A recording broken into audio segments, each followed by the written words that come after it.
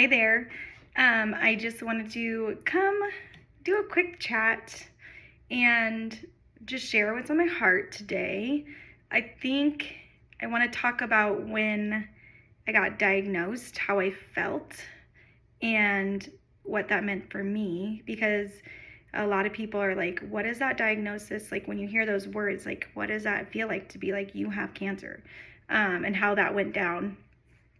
For me, it was an official phone call. I had just dropped my kids off at school and I was sitting outside of their school and I got a call from my doctor and she's like, "Hey, this is so and so, your biopsy came back positive, you have cancer." And I was like, "Oh." I was like, "Okay, thank you. Thanks so much." Like, what do you even say? She's like, "I'll call you in a couple days, like once we know more, what type of cancer, all that stuff." I couldn't even hear the rest of what she said. "And we'll schedule appointments and all that stuff." I was like, "Great. Thank you. Wonderful. Have a great day." I think I even said to have a wonderful day to my doctor after she told me I had cancer. Like, what do you do? And then I just sat there, total shock, as you can imagine. Called literally all my family members, like texted my husband because he was in, with patients and stuff. And I was like, this is happening. And so I think he was in shock too because he's like, do I come home? I'm like, I don't know. Like we're both like texting each other like, I don't know what to do. So yes, he came home. My sister immediately came as well from her town. And I cried and I freaked out and I had a lot of moments of being really scared. And then it kind of just went along. Like life just kind of goes along. But here's what I can tell you: within those first 48 hours, you get so many calls. And I decided my brother-in-law's in the medical field, and I reached out to him immediately. He started vetting through doctors for me, like meeting through doctors in the town I wanted to get treatment and calling every doc he knew, being like, "Can you see my sister? Can you see my sister-in-law?" All that stuff. Getting them prepared, getting a team lined up for me. He pretty much said, like, "Which town do you want treatment with? I'll find the greatest doctors and the best doctors." It really helped to have him on my team doing that part for me. So somebody was kind of assigned to that job, because literally when you hear that, you can't process a lot of things in your mind. Like it just doesn't work. So having somebody assigned to certain positions once you find out is really super important, I think. And then secondly, I went and had to get my medical paperwork and documents, because nobody else could do that but me, from every place I had been to and been seen in the last 6 months.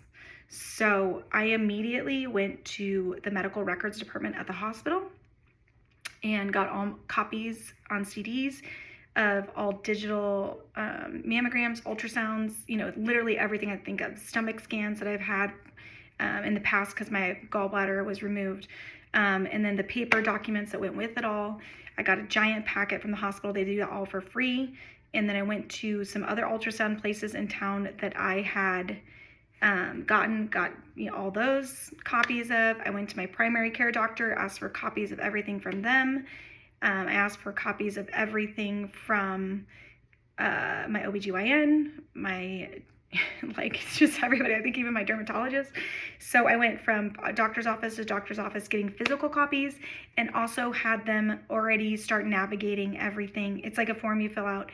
I had them start navigating every paperwork and document to the new town and new healthcare system I was going to be associated with for this. So because it can take several days, sometimes even week or so, to do that. So everything I wanted immediately. So that was within the first 48 hours. All I did, drop off my kids at school, drive from building to building, picking up documents, collecting my files, putting everything and organizing it as best as I could, so I'd have complete paperwork on what my situation and my history was.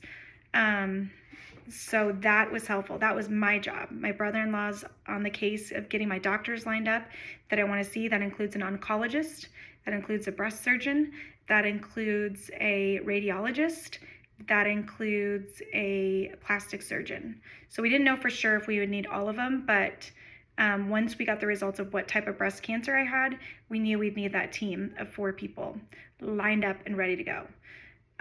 So we did that, he did that, and then my other family really just, the third step was, after we found out, was they were there to support me, my friends and family. Step 3, called me up and said, what do we need to do? How can we help? Can we set up a meal train? Can we set up a GoFundMe? Can we take your kids to school? Can we make them lunches? Like, what is it that you need in the specific time or in these coming weeks that you see? Some of that I had to say, like, let me get back to you. I know I'm going to have a lot of needs, but let me get back to you on that. So those were kind of the 3 steps that I took immediately after diagnosis, as well as you have to go to get an MRI immediately again. And so I got that done as quickly as possible. So step 4 was get every other thing they needed from me as quickly as possible, as soon as possible. So the MRI they had to get again. I set that up as fast as I could. I set up all my doctor's meetings as fast as I could. I got my port in as fast as I could. I got this treatment started as fast as I could. So everything was like boom, boom, boom. And I'd already thought about the double mastectomy a long time ago, because I said, as I said, I had my family history. My mom had it, my aunt had it, but none of us are genetically positive for any of it. So I just knew I wanted double mastectomy and I wanted to start treatment ASAP. So I didn't know how that looked or how I was going to figure that out, but I set everything on a trajectory immediately to go, go, go. And I think a lot of people can't do that, probably because they don't have healthcare people in their family pushing the docs along, like my brother-in-law, and I'm so thankful for that. But be your own advocate and push. So a lot of times they'll be like, we don't have the files of the referral yet from the doctor. Be like, oh, I'm going to drop in, I'm going to pick up the referral, and I'm going to drive it to your office and hand deliver it to you. Help expedite things for yourself. That's what I would say. Be your own advocate for yourself, and don't let them give you the runaround and be like, we'll see you in a week. No, I'm going to see this other doctor first if you won't see me, and I'll go find someplace else if you can't see me within a week or 2, because this can't wait. So be your own advocate. I really had to push for a lot of things, and my family had to push for things. Like my brother-in-law pushed, like, see my sister-in-law tomorrow morning, please. There's no operatory room for her to have. Well, I'm going to text a friend, and now he has the operatory room. So connections are huge. If you know anybody in the medical field, reach out to them. Don't be embarrassed. Do it as soon as possible, because they can connect you with the people you need connections with fast. Get in line with your insurance. You have an insurance advocate. Get a social worker at the hospital. But those are the 4 main steps, like within the first, week, 48 hours to a week, that we kind of accomplished. So it went fast and quick, and it gave me a purpose and something to focus on other than, this is my diagnosis. This is what I have. I was able to have a purpose and be able to work through it rather than just sit with the diagnosis and do nothing and feel helpless. And once I had that plan from my doctors of like, here's how we're going to kill it, here's what we're going to do, and we're going to try and tackle it, then I felt better and I could sleep, because there was a lot of sleepless nights before that when I didn't have a plan. It feels better to have a plan in place. So anyway, I wanted to share what my job was, what we did, because a lot of people are like, what did you do after you heard those words? Like, you have cancer. And that's what I did. And I didn't ask stages. I've never known my cancer stage. I've never known my percentage of, you'll live with this, or, you got to beat this and it's going to be a really hard fight. So I never wanted to know that, because I didn't think mentally it would help. So didn't find that out in the first little bit. Didn't want to worry about it. Still not worrying about it.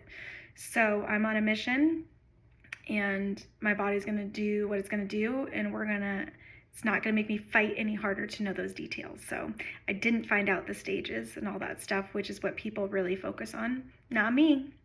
So anyway, that's what I did. God willing, treatment keeps going as planned. Things keep going great. I finished 12 out of 12 Taxol chemo treatments and feeling well. So we're just going to keep on trucking, you guys. So wanted to share that update. Hopefully it helps somebody, helps me to know what other people went through. So hopefully that brings you a little peace of mind and helps answer those questions. But also let me know any other questions you have. I'm here for it. I'll talk to you guys soon. Bye.